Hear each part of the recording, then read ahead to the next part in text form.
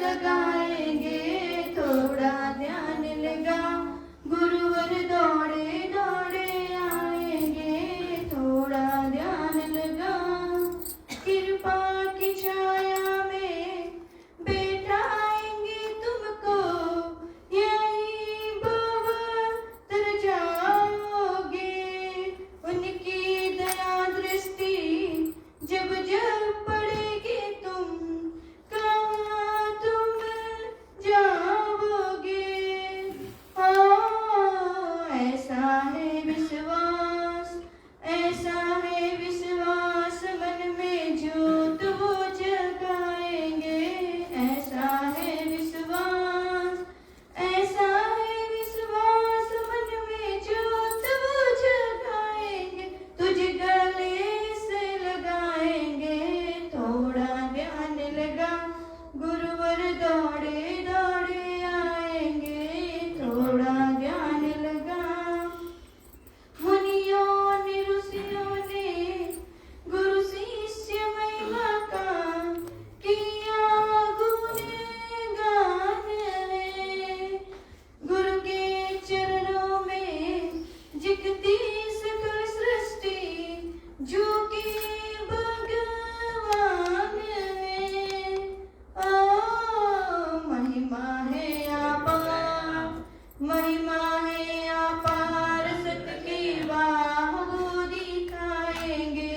महिमा है अपार, महिमा है अपार, सत्य की राह वो दिखाएंगे। तुझे गले से लगाएंगे, थोड़ा ध्यान लगा। गुरुवर दौड़े दौड़े आएंगे, थोड़ा ध्यान लगा। बोलो श्री सच्चिदानंद भगवान की जय। श्री सद्गुरुदेव।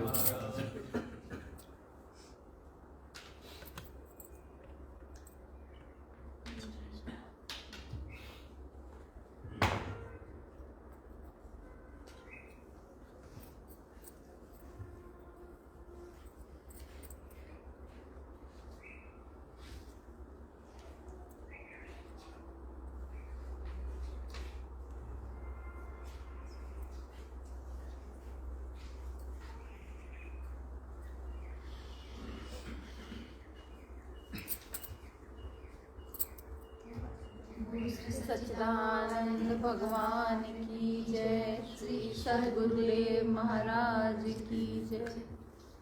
नाम का दीप जला ले अंधेरा, पल भर में मिट जाए।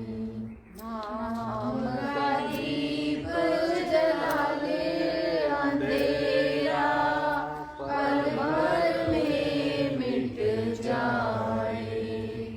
जिस ज्योति से जग उजियारा, वो है ईश्वर प्राण से प्यारा।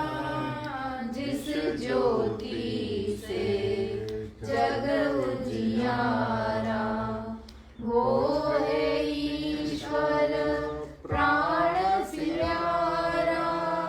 उसमें मनवा लगा ले अंधेरा, पल भर में मिट जाए। नाम का दीप जला ले अंधेरा, पल भर में मिट जाए। मनवा बना ले प्रेम की बाती, ज्ञान की ज्योत जगा ले अंधेरा, पल भर में मिट जाए। नाम का दीप जला ले अंधेरा, पल भर में मिट जाए। भजन से गूंजे मन का मंदिर, सूरत समाधि लग जाए फिर। भजन से गूंजे मन का मंदिर,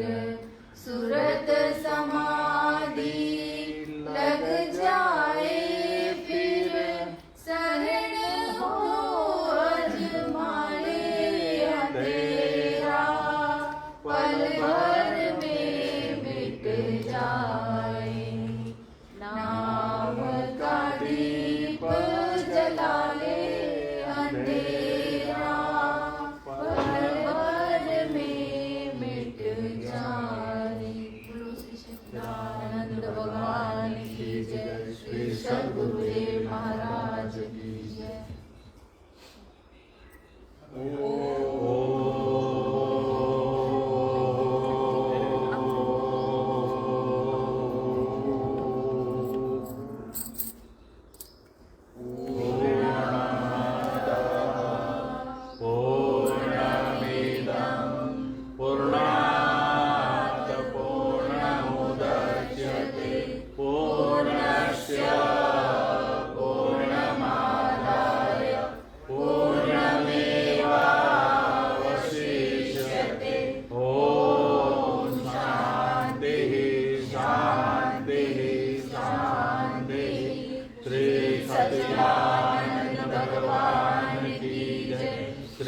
सद्गुरुदेव महाराज की जय।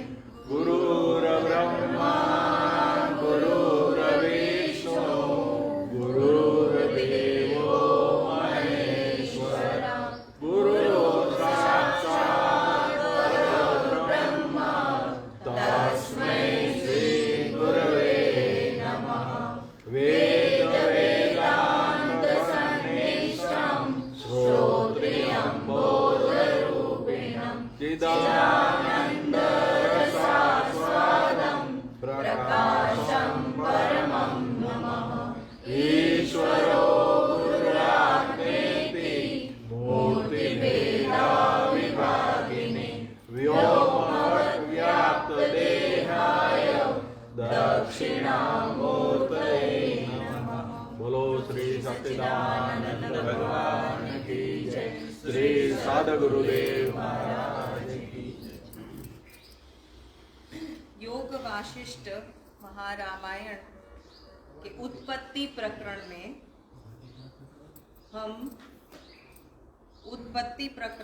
हम सर्ग कल 4 सर्ग एक साथ पढ़ लिए थे हमने, 23, 24, 25 और 26। आज 27वां और 29वां पूरा सर्ग है। कल हमने जो देखा कि माँ सरस्वती और लीला दोनों आकाश गमन करते हैं, अपने ज्ञान देह से एक निर्विकल्प समाधि में जाके चेतन का स्पर्श करके फिर वो अपने सूक्ष्म देह के द्वारा देश और काल से परे होकर अपने पूर्व जन्म को, और आगे देखेंगे इसी उपाख्यान में तो अब उसके अपने पुनर्जन्म को भी वो देख पाएंगे। ऐसा चेतन जो तत्व है वो हमारा सबका, देश का, काल का आधार है, और उसी आधार से हमें युक्त होना है ताकि उस देश और काल का जो महत्व अभी हमें समझ में आ रहा है वो हमें पता चले कि वो कुछ भी नहीं है। जो भी दृश्य देश काल के अंतर्गत है वो कोई देश काल के अंतर कोई उसका अस्तित्व नहीं है। अस्तित्व एकमात्र परम तत्व का है। आज ये सत्संग कई लोग महाराज सुनते हैं। स्वामी भरत भाई को एक वार्ता कथा छोटी सी कोई महात्मा ने भेजी है। वो कल हमने जो चर्चा करी थी कि ब्रह्म परायणता किसे कहते हैं, ब्रह्म की जिज्ञासा, तो वो छोटी सी कथा उन्होंने भेजी है, वो भरत भाई ने मुझे भेजी। उसमें ऐसा है, छोटी सी है कथा और बोध ज्यादा है उसमें। एक राजा का रथ जा रहा था तो वहाँ सामने से भिखारी आ रहा था। वो भिखारी को लगा कि मैं राजा है, राजा को सब कुछ उससे मांग लूंगा तो मुझे मेरी ये दरिद्रता दूर हो जाएगी। पर थोड़ी देर के बाद ऐसा हुआ, राजा नजदीक आया और राजा ने भिखारी के पास मांगा। उसको बोला कि तेरे पास जो भी है वो मुझे दे दे। तो भिखारी को अंतर में लोभ लगा और उसने उसके झोली में देखा एक दाना, एक छोटा सा दाना था चने का। वो दाना उसने राजा को दिया। राजा वो लेके चला गया। जब भिखारी घर गया उसने अपनी झोली खाली करी तो चने का दाना, एक सोने का चने का दाना उसके अंदर दिखाई दिया।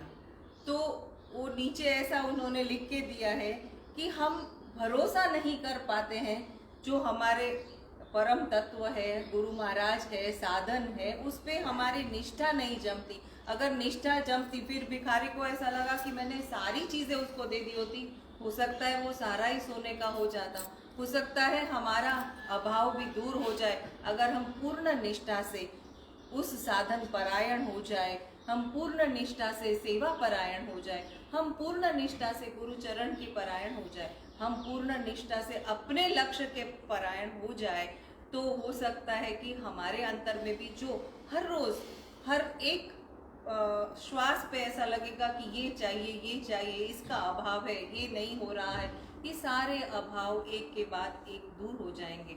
और ये योग वाशिष्ठ महारामायण स्वामी जी की सन्निधि में हमें पढ़ने का जो मौका मिला है, उससे हम इस लक्ष्यार्थ को, इस परायणता को दृढ़ कर सकते हैं।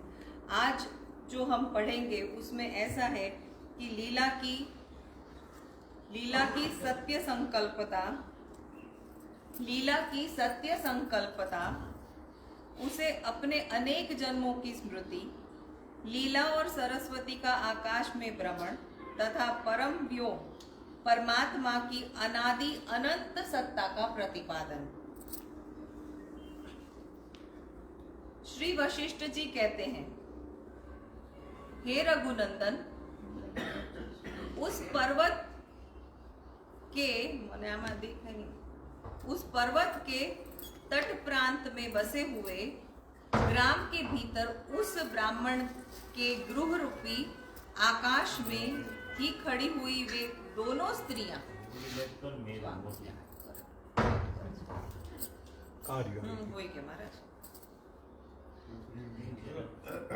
महाराज हो गया ये।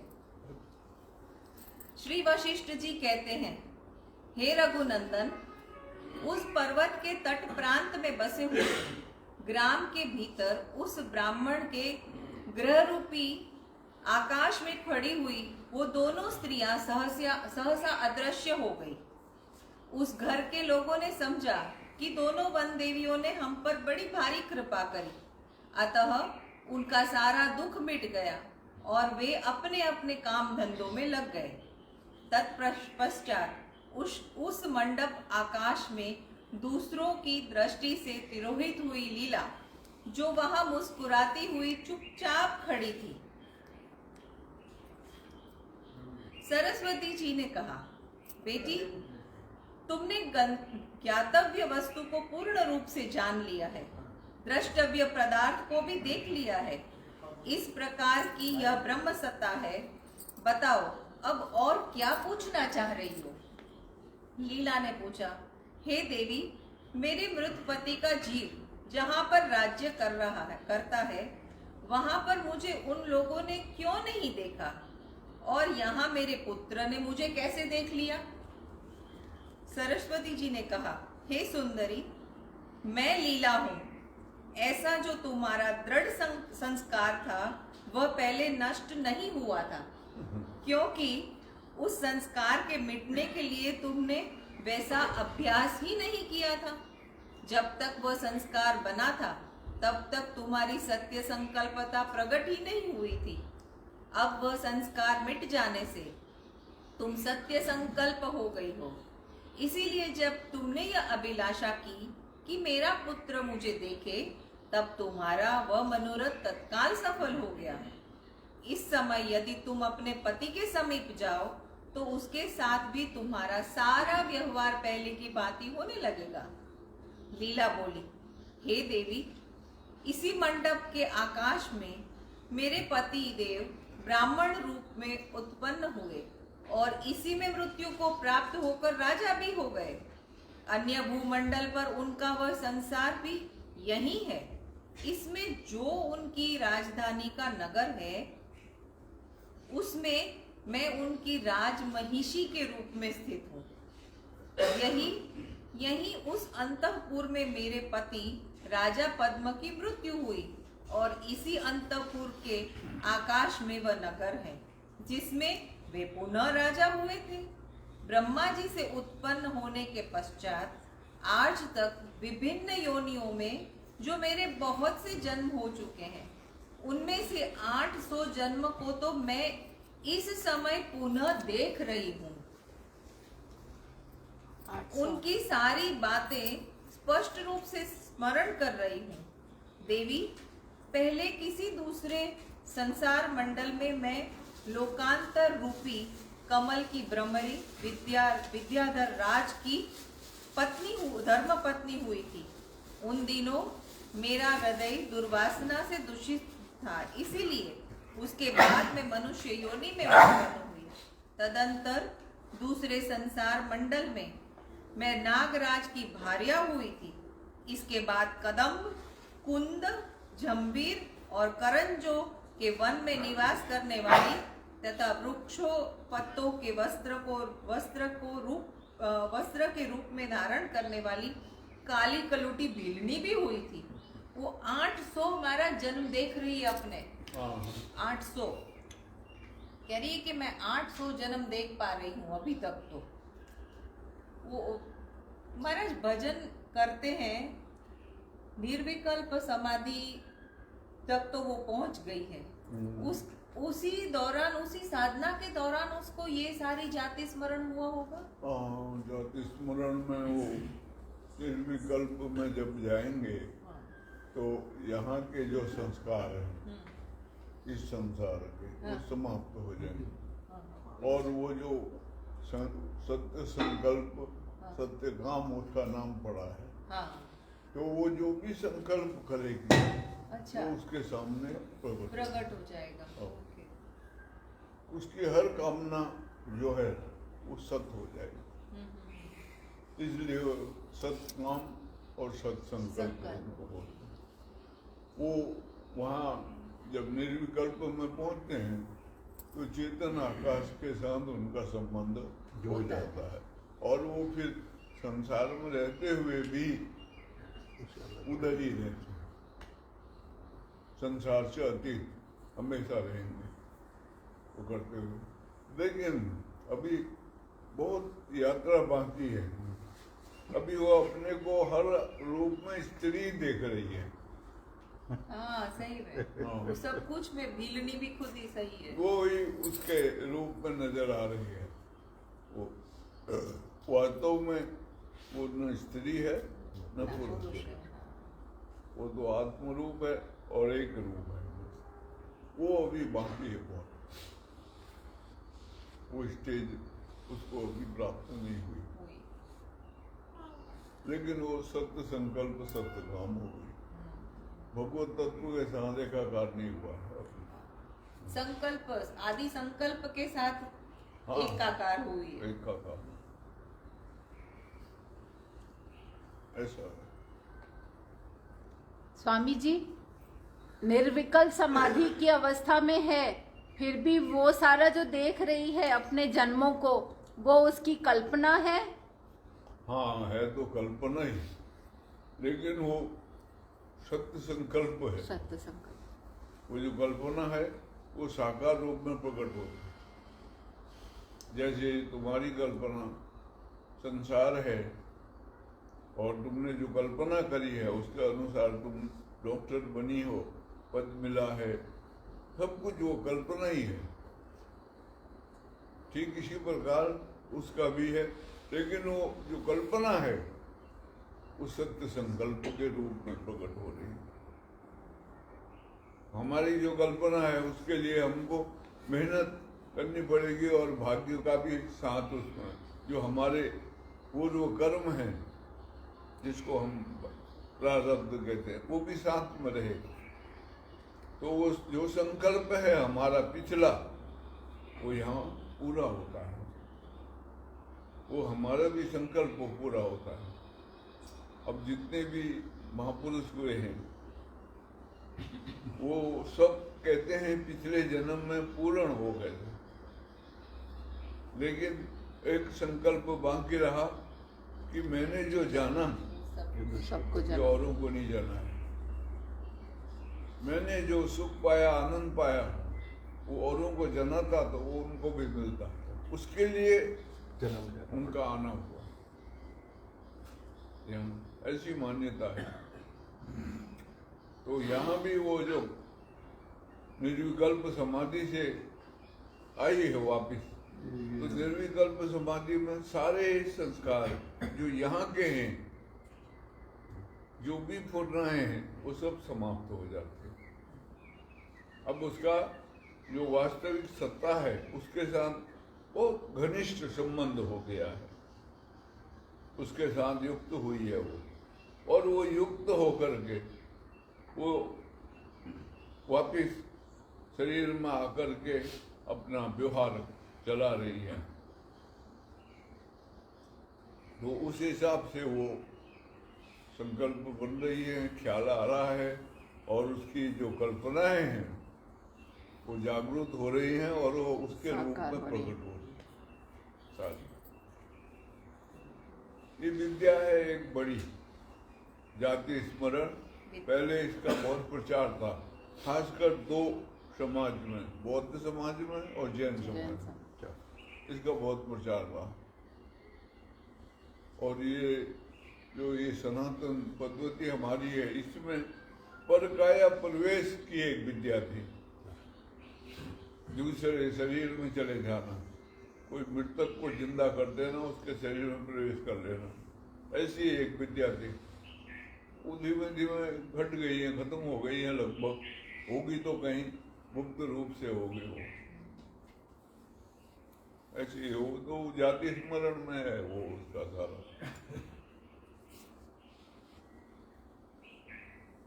ये बबानिया जाओगे तो वहां पर श्रीमद रायचंद ने भी लिखा हुआ,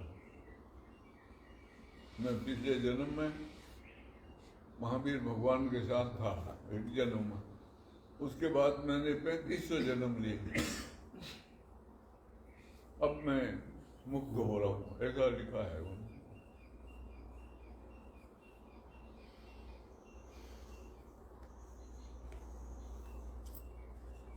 तदनंतर पुरुषत्व रूपी फल देने वाली कर्मों के परिणाम में से मैं 100 वर्षों तक सौराष्ट्र देश में श्री संपन्न राजा होकर रही।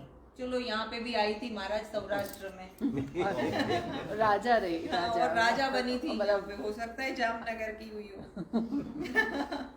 वो कह रही है तदनंतर पुरुषत्व रूपी फल देने वाले कर्मों के परिणाम से मैं 100 वर्षों तक सौराष्ट्र देश में श्री संपन्न राजा होकर रही। फिर राजा शरीर से बने हुए दुष्कर्म दोष के कारण ताड़ वृक्ष के नीचे किसी नदी के कछार में 9 वर्षों तक नेवली के योनि में रही। उस समय मेरे सारे अंग कुष्ठ रोग से नष्ट प्राय हो गए थे। देवी, उसके बाद मैं सौराष्ट्र देश में 8 वर्षों तक गौ का शरीर धारण करके रही। उस योनि में दुर्जन, दुष्ट, अज्ञ और बालक ग्वालों की मारने पीटने आदि क्रीड़ाओं का साधन बनी रही। फिर क्रमशः पक्षिणी, भ्रमरी, मनोहर नेत्र वाली हिरणी, मछली, पुलंद जाति की स्त्री सारसी और राजहंसी हुई। इस प्रकार नाना प्रकार के शत दुखों से संकुल अनेकानेक योनियों में मैंने भ्रमण किया। तराजू के पलड़े की भांति कभी ऊंचे उठने और कभी नीचे गिरने से मेरे सारे अंग व्याकुल हो जाते थे। मैं संसार रूपी विशाल सरिता की चंचल तरंग बनकर उठती और विलीन होती रही हूँ। जैसे वात प्रेमी जाति की हिरणी की गति को रोकना अत्यंत कठिन है, उसी प्रकार मैं दुर्निवार्य आवागमन की परंपरा में पड़कर क्रमशः विभिन्न योनियों में भटकती आई हूँ। इस प्रकार परस्पर वार्तालाप करती हुई वे दोनों सुंदरी ललनाएं मनोहारिणी गति से उस घर के बाहर निकली। उस समय गांव के लोग उन्हें नहीं देख पा रहे थे, परंतु वे दोनों अपने सामने के पर्वत को अच्छी तरह देख रही थी। लीला बोली, हे देवी, इस देश को देखकर मैं आपकी कृपा से अपने पूर्व जन्म की उन सभी विविध चेष्टाओं का स्मरण कर रही हूँ। जो यहाँ घटित हुई है। मैं यही बुढ़ी ब्राह्मणी के रूप में रहती थी। मेरे सारे अंग उभरी हुई नस नाड़ियों से व्याप्त दिखाई देते हैं। मैं बहुत ही दुर्बल, पतली, मेरा शरीर गौर और बाल सफेद थे। मेरी हथेली सूखे कुशों के अग्रभाग से छिन्न भिन्न होती रहने के कारण रूखी हो गई थी। मैं अपने पतिदेव के कुल की वृद्धि करने वाली भार्या थी। दूध और मथानी मेरी शोभा बढ़ाते थे।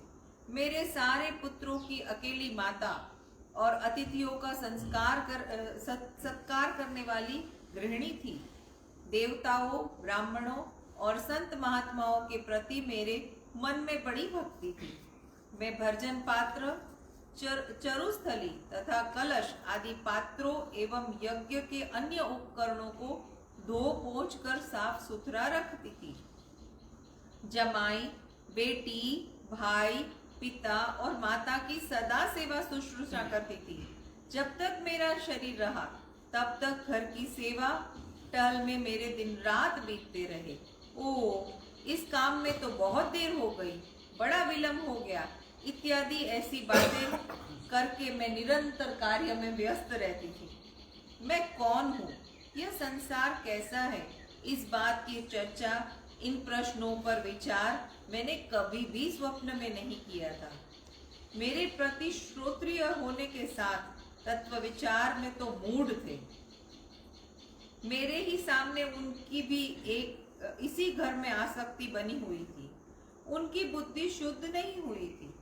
समिधा, साग, गोबर और ईंधन के संग्रह में ही मेरी एकमात्र निष्ठा थी। घर के पास खेतों में जो साग सब्जी की क्यारियां थी, उन्हें सींचने के लिए जल्दी जल्दी जलपात्र लेकर आने के निमित्त मैं नौकरों को पुकारा करती थी। जल की लहरों के किनारे जो हरी हरी घासें उगी थी, उन्हें स्वयं लाकर अपनी छोटी छोटी बच्चियां को मैं तृप्त करती थी। प्रति क्षण घर के दरवाजे को लीप कर वहां चौक बनाती थी और उसमें भांति भांति के रंग सजा देती थी।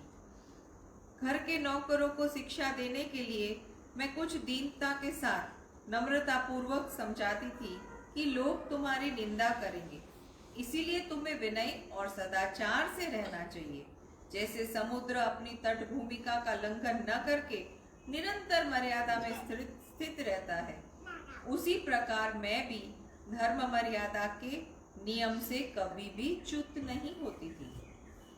श्री वशिष्ठ जी कहते हैं, हे रघुनंदन, यो कहकर उस पर्वतीय ग्राम के भीतर भ्रमण करती हुई लीला ने अपने साथ विचरती हुई सरस्वती देवी को मंद मुस्काने के साथ वहां की एक एक वस्तु को दिखाया और फिर वह इस प्रकार बोली, हे देवी, इस घर के आकाश में ही वह मेरे पति का जीव राजा के रूप में रह गया है। यही अंगुष्ठ मात्र ग्रहाकाश के भीतर ही स्थित परमार्थ वस्तु परब्रह्म को मैंने भ्रम से करोड़ों योजन विस्तृत पति का राज्य समझा था। जगदीश्वरी, हम दोनों चेतन आकाश रूप परमात्मा ही है। मेरे पतिदेव का राज्य जो सहस्त्र पर्वतों से भरा हुआ है, आकाश में स्थित है, वह बहुत बड़ी माया फैली हुई है। इसीलिए हे देवी, अपने पति के नगर में जाने की पुनः इच्छा मेरी हो रही है। अतः चलिए हम दोनों वहां चले। जिन्होंने कभी जाने का निश्चय कर लिया हो, उनके लिए वह स्थान क्या दूर है। यों कहकर लीला ने देवी को प्रणाम किया। ये तो सब उसको दिख गया महाराज, सब कुछ दिख गया, और ऐसा अज्ञान से भरा जीवन था वो भी उसको दिख गया, क्योंकि उसने कोई परमात्मा की चेष्टा भी नहीं करी थी। ये भी उसमें ज्ञान की तो कोई महिमा थी नहीं। हाँ। तो वैसे ही काल के अधीन है और परमात्मा का रूप है। काल का जो रूप है परमात्मा का रूप, इसलिए वो स्वाभाविक समर्पित ही है। वो ऐसा है, अगर वो खुद जानकर समर्पित करे तो वो बड़ी बात मान जाए। वो अभी भी महाराज, अभी जो उसकी अवस्था है उसमें वो काल के अभी भी काल के अधीन है ना? अधीन है, काल के अधीन है। इसलिए अपने को वो नाम रूप वाली मानती है, इसलिए वो देवी उससे अलग है, ये अलग है। अब यहाँ बहुत सी बातें ऐसी हैं जो समझने जैसी होती हैं। अब जैसे संत कबीर की वाणी, बूंद समाई समुद्र में, जानत है सब कोई, समुद्र समाया बूंद में, बूझे बिरला कोई। अब वो भगवत तत्व पूर्ण रूप से उतर के आ जाए तो वो फिर ये सब कहानियां सुनाने की जरूरत नहीं होगी, और वो सब अपनी पिछले जन्म आदि को देखने की वो भी एक कल्पना है, उसकी जरूरत नहीं है, क्योंकि वो तो फिर व्यापक है, सत्ता है, वही रूप है, भगवत रूप है। ऐसा है। अभी वो बूंद समुद्र में समा रही है तो उसका अस्तित्व अभी बना हुआ है, समुद्र रूप नहीं होगा। वो जो समुद्र में समाना है, समुद्र रूप बनना है, तो वो नमक का पुतला बन के समाए, तब वो समुद्र के साथ युक्त हो गए। ऐसा है। अभी उसका अस्तित्व अलग रखा हुआ है, वो एक प्रकार से कह सकते हो स्वर्गवासी है वो, देवता का रूप समझ लो उसका। नहीं तो वो जो देवी है सरस्वती और वो, उसकी जरूरत नहीं है, वो एक ही है फिर। तो अभी वहां देवी भी है, ये भी है, और इसके जन्म भी है, आदि आदि सब कुछ है। लेकिन फर्क थोड़ा इतना ही है कि वो सत्य काम सत्य रूप हुई है, बस। हमारा उसका इतना अंतर है कि हमारे को वो सब नसीब नहीं है। वो एक साधना की गहरी अवस्था है, पुरुषार्थ की गहरी अवस्था। महाराज, वो मनीषी की लोक यात्रा में मैंने पढ़ा था कि जैसे चिदाकाश में उसका स्पर्श होता है कई बार, फिर आदि संकल्प का, और चिदाकाश का दृश्य दिखता है, और फिर वो चिदाकाश से वापस ये भूताकाश में। वो एक महात्मा की बात उन्होंने करी थी पंडित कविराज जी ने, तो बोले कि कभी कभी पर्दा हटता है तो चिदाकाश का दर्शन हो जाता है, और फिर वो वापस इस प्रकृति के भूताकाश में। तो उसमें भी वो भी ऐसा हो सकता है महाराज कि थोड़ी देर के लिए चेतन का स्पर्श हुआ हो, फिर ऐसा है, वो अपने ऊपर निर्भर करता है। कभी हम साधन की अवस्था में आगे बढ़ते हैं तो कोई ऐसी झलक मिलती है थोड़े समय के लिए, लेकिन वो फिर ओझल हो जाते हैं। हाँ, उसका प्रयास अगर हम बाद में फिर करें तो हो सकता है, और अगर हम उससे थक जाएं या डर जाएं, घबरा जाएं, तो फिर नहीं होता। ऐसा होता है। वो चिदाकाश और सतलोक एक ही है, दोनों। सतलोक में पदार्पण होता है, पर वो वहां टिक नहीं सकता, रह नहीं सकता, वापिस आ जाता। वहां रहने के लिए उसको बहुत मेहनत करनी पड़ेगी। वो जो विकल्प जाल है सारा, वो समाप्त होना चाहिए, और भय आदि से मुक्ति मिलनी चाहिए पूर्ण रूप से। भय नहीं तो भय सताएगा, आगे चल के भय सताएगा ऐसा कि शायद हो मैं मर न जाऊं, मृत्यु का भय सताता है।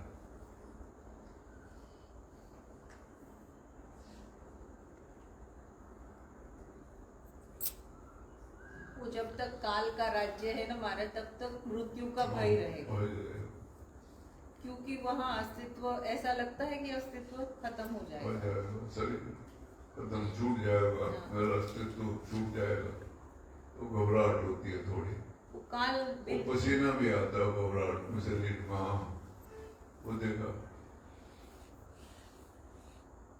आपने तो अनुभूति की है ना ऐसे तो। हाँ, मैंने उनसे प्रश्न पूछा था ये सीताराम दास ओंकारनाथ जी महाराज, तो उन्होंने कहा डरने की जरूरत नहीं है, ये मन में विचार रखना है हमेशा कि आज तक किसी का भी ऐसे शरीर नहीं छूटा है, अगर छूट जाएगा तो वो बड़ा भगवान होगा, उसकी गति बहुत श्रेष्ठ उत्तम होगी, लेकिन छूटा नहीं है किसी का ऐसे शरीर। लेकिन डर सबको लगती है, घबराहट सबको होती है, ऐसा होता है, क्योंकि सारे संकल्प विकल्प समाप्त तो होते हैं, वो कुछ समय के लिए से पर होते हैं,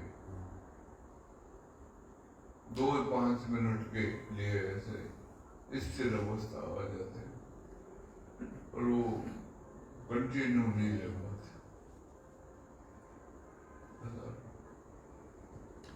स्वामी जी, इसमें जो लीला का बता रहे हैं, लीला का जो लक्ष्य था, साधना, लीला ने जो साधना करी या समाधिष्ट जिस कारण से हुई, उसमें उसका लक्ष्य था उसकी पति को वापस जीवित करना चाहती थी, फिर भी उसको ज्ञान हो रहा है। हाँ, वो बहुत सी बातें हैं ऐसी जो समझाने के लिए रखनी पड़ती हैं, बोलने के लिए, नहीं तो वैसा है वास्तव में नहीं है। अब वो अगर वो हो जाए तो कथा खत्म हो जाती है, कथा आगे नहीं बढ़ पाएगी, तो वो समझाने के लिए भी कोई बातें रखनी होती हैं ऐसी। हाँ,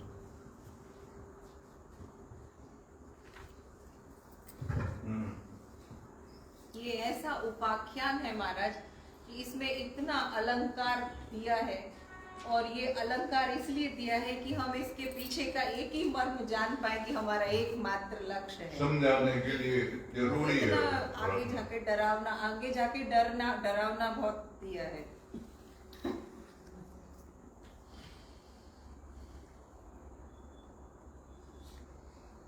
यों कहकर लीला ने देवी को प्रणाम किया और शीघ्र ही गृह मंडप में प्रवेश कर सरस्वती देवी के साथ वह आकाश में उड़ चली। भगवान विष्णु की अंग कांति के समान नीले मेघ पथ पर लांग कर वे प्रवाह आदि 7 वायुओं के लोक में जा पहुंची, और फिर वहां से सौर मार्ग और चंद्र मार्ग को लांघती हुई वे ध्रुव मार्ग से ऊपर पहुंच गई। इसके बाद साध्यों के मार्ग से ऊपर उठकर सिद्धों की भूमि को लांघ गई, और स्वर्ग मंडल को भी लांघ कर अत्यंत दूर जाने पर लीला को कुछ बोध हुआ। फिर उसने पीछे फिरकर पार किए हुए आकाश स्थल का अवलोकन किया। वहां से नीचे देखने पर चंद्रमा, सूर्य और तारा आदि कुछ भी नहीं दिखाई दे रहा था, केवल अंधकार ही अंधकार था। तब लीला ने पूछा, हे देवी, बताओ तो सूर्य आदि का तेज कहाँ चला गया?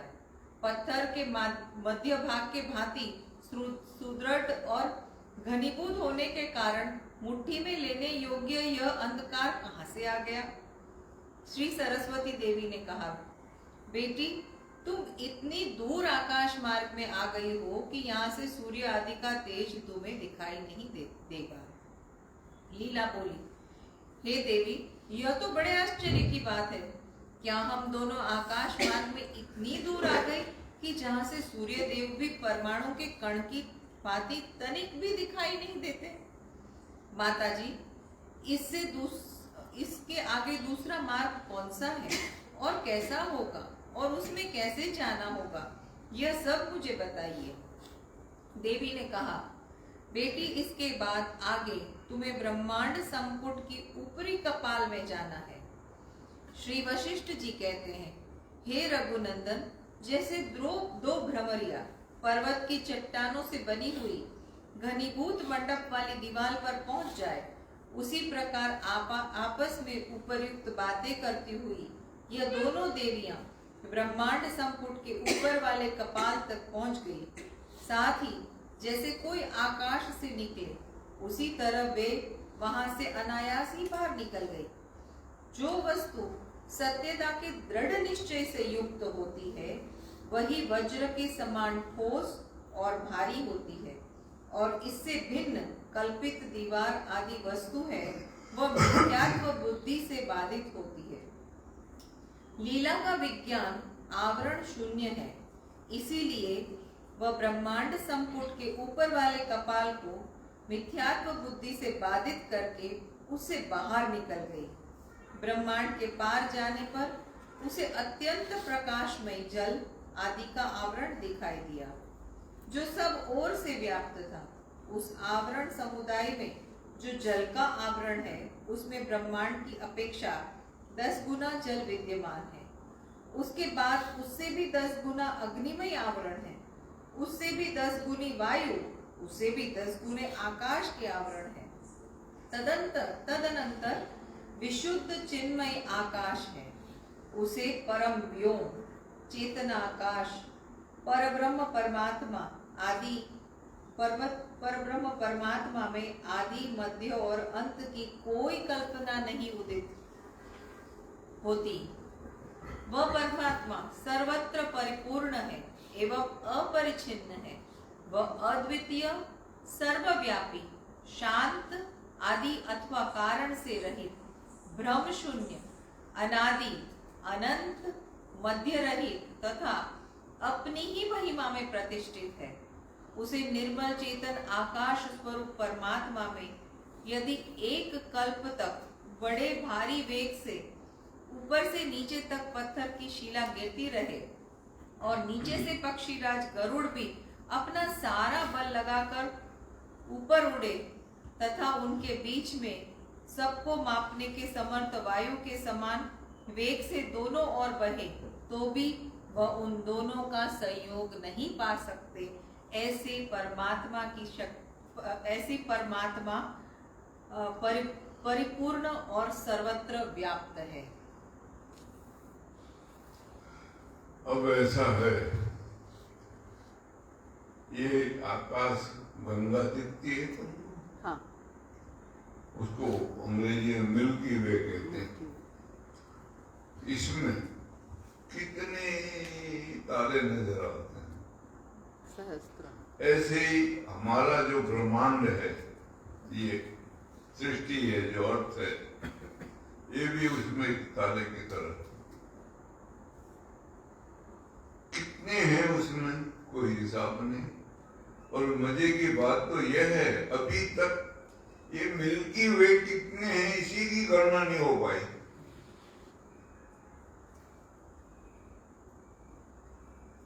तो यहाँ जो शब्द आता है अनंत, इसका मतलब है जिसकी कोई गणना नहीं है।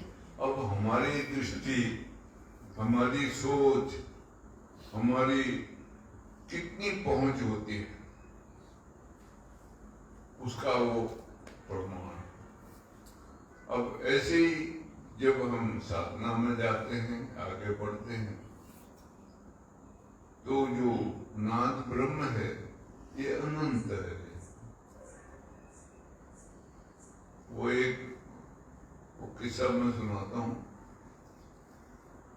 ये हेडिया खान बाबा थे, ये मेरी माता ने इनके दर्शन करे और वो एक ककड़ी भी दी है उसको खाने के लिए, ऐसे बताते कि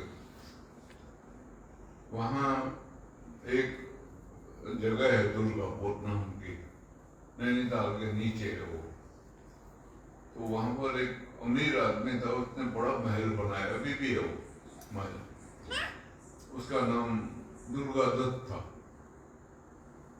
तो वो बना रहा था उसका वास्तु का।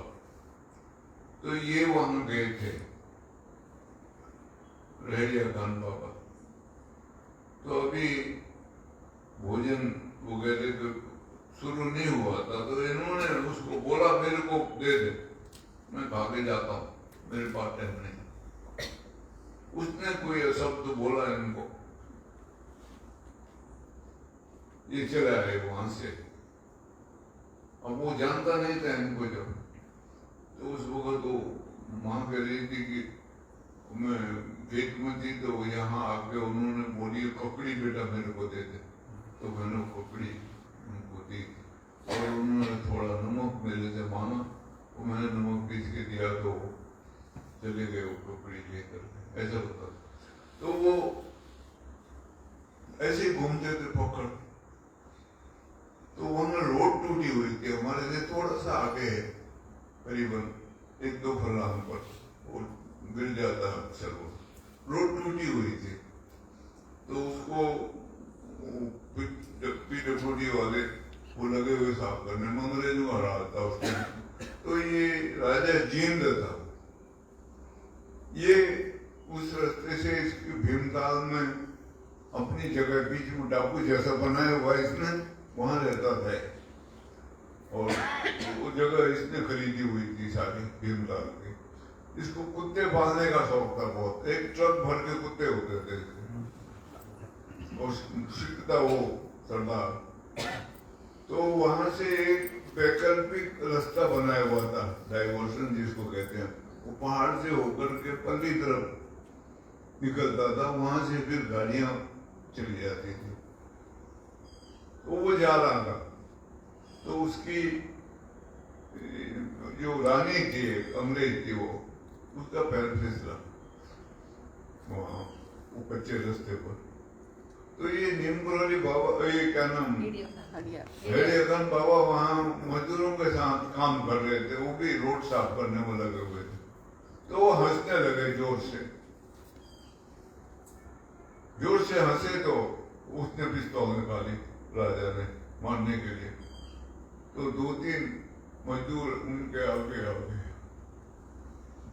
ऐसा मत करना, गजब हो जाएगा, ये बाबा जी हैं, ये तो आ गए इधर से हमारे से लग गए। बोला ये हंसा क्यों मेरी रानी के पैर फिसलने से? बोला नहीं, किसी और कारण से हंसे होंगे। पूछा उन्होंने, बाबा जी आप क्यों हंसे? वो फिर हंसने लगे, कहते बद्रीनाथ का घंटा गिर गया था, उठ नहीं रहा था, फिर मैं गया, मैंने उठाया घंटा, तो वो लगा दिया अभी, इसलिए मेरे को हंसी आई। तो उन्होंने वो सुना राजा ने, उसने कहा मैं पता करूंगा, अगर ये बात सच हुई तो बात, नहीं तो फिर मैं मार दूंगा तुम सबको। अंग्रेजों का टाइम था, कोई पूछने वाला था नहीं। वो चला गया, वो उसने आदमी भेज के पता करवाया, बोला हाँ घंटा गिर रहा था और नहीं उठ रहा था, फिर अचानक उठ गया आदमी। फिर वो आया ढूंढने के लिए उनको, फिर नहीं मिले। तो ऐसा अब उनकी जो दृष्टि है, उनकी जो सोच है, वो इतनी व्यापक है, उनको बद्रीनाथ का वो नजर आता है, जहां जहां वो ख्याल जाएगा वो सब नजर आएगा, जान पाएंगे, देख पाएंगे। तो साधना का भी ऐसा है दायरा, ये व्यापक हो जाए, जब दृष्टि से समुष्टि में चला जाए तो व्यापक हो जाए उस अनंत को। इसलिए वो कहा है आकाश आकाश लग, पताला पताल लग, एड़ भेद न पावे भेद।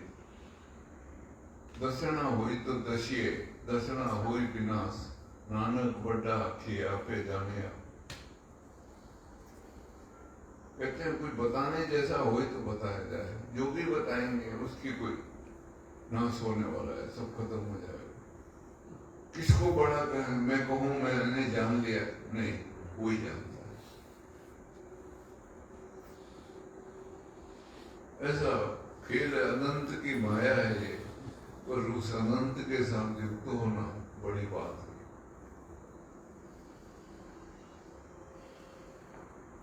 वो अनंत उतर आए नीचे, ये तो बहुत ही बड़ी बात है।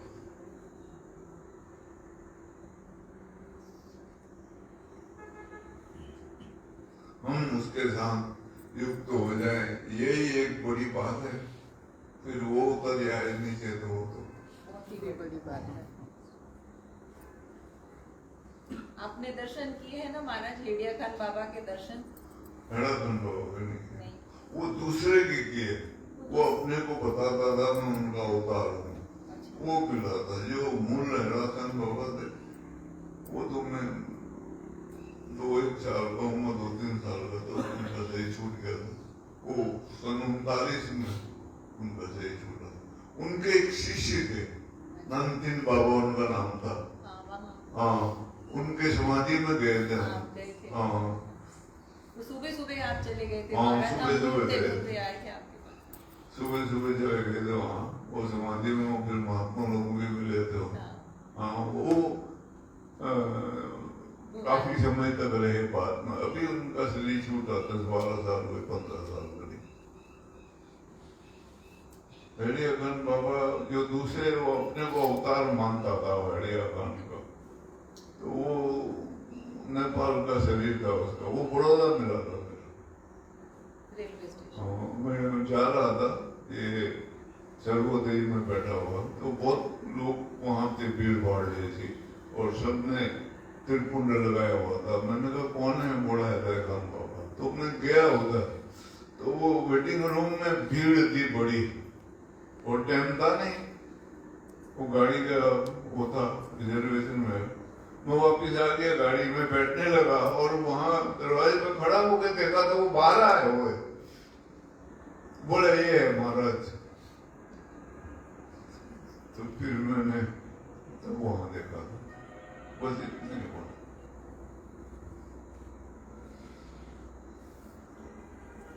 तो वो वहाँ पे जो जगह है वो इनकी दूसरे वाले की है, दूसरे हेडिया हाँ खान हाँ, बाबा। दूसरे वो जो स्कूल है, हाँ, स्कूल बना से। है वो कारवां में स्कूल है बनाया इन्होंने।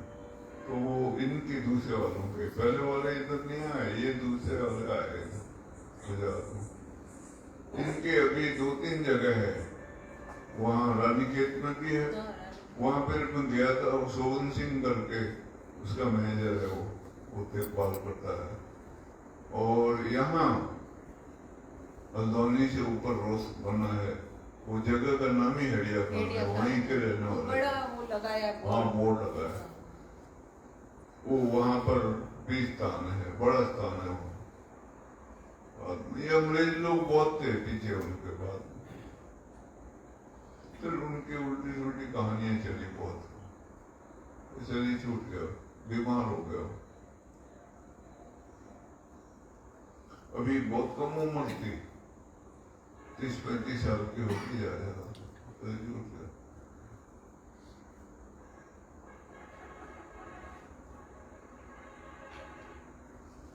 नाद ब्रह्म की साधना करते करते व्यापक अस्तित्व हाँ, हो गया। व्यापक है। क्योंकि शब्द का जो विस्तार है वो व्यापक है, और वो साधना अनंत की है। आगे चल के जब वो गर्जना समाप्त हो गई, वो गर्जना के साथ ही प्रकाश उदय हो जाता है। उस वक्त वो सर्वत्र हो जाता है। जो ये सत्य काम सत्य संकल्प उस समय प्राप्त हो जाता।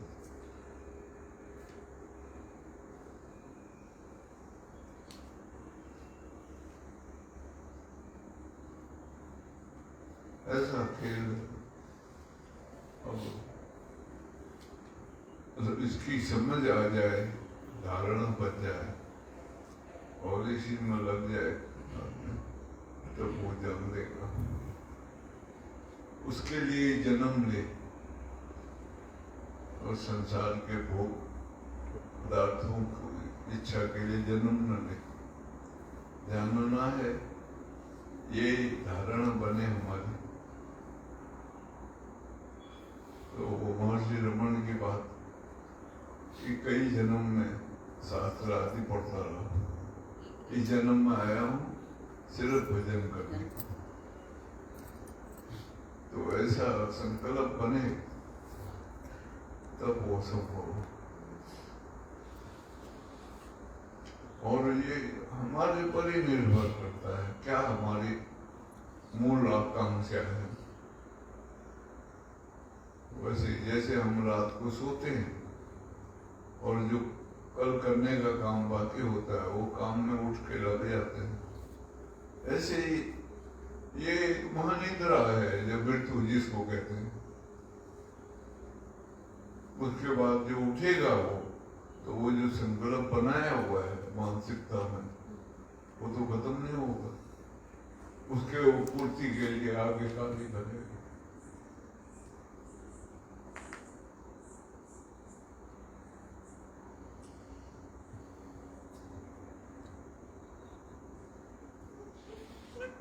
बोलो सच्चिदानंद भगवान की जय। श्री सद्गुरुदेव महाराज